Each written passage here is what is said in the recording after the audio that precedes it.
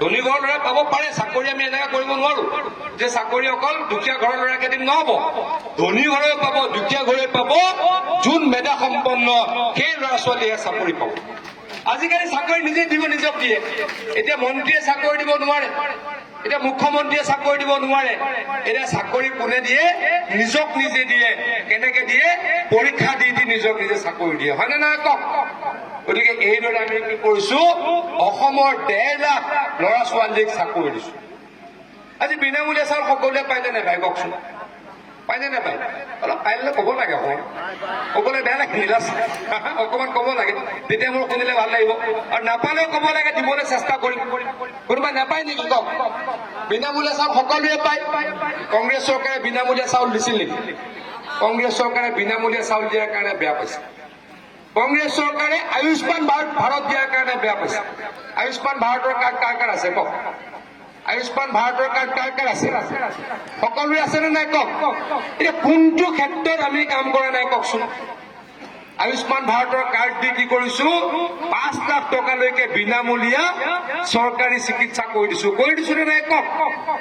আগতে যেতিয়া আমাৰ গাঁৱত কাৰোবাৰ যদি অলপ কিবা এটা ডাঙৰ বেমাৰ হয়, কি হয়? মানুহজনে মৃত্যু মুখত পৰে, হয়নে? কেঞ্চাৰ হলেতো ট্ৰিটমেণ্ট কৰিবলৈ টকা নাই, হাৰ্টৰ বেমাৰ হলে ট্ৰিটমেণ্ট কৰিবলৈ টকা নাই, কিডনীৰ বেমাৰ হলে ট্ৰিটমেণ্ট কৰিবলৈ টকা নাই। এতিয়া টকা আছে, কোনে দিছে?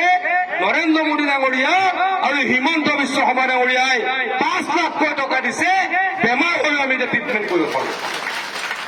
এই পৰিৱৰ্তনবিলাক কোনে আনিলে কওকচোন? এই পৰিৱৰ্তনবিলাক বিজেপি চৰকাৰ।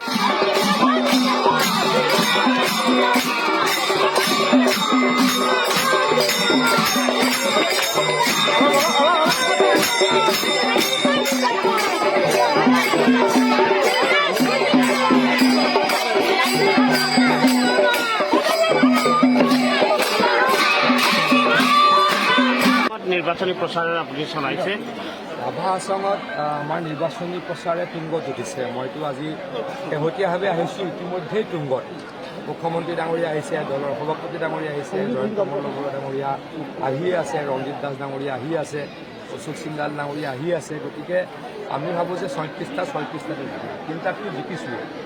জিকাৰ প্ৰশ্নই নাই। এতিয়া আৰু মানুহে কংগ্ৰেছ কৰিবলৈ বেয়া পায়।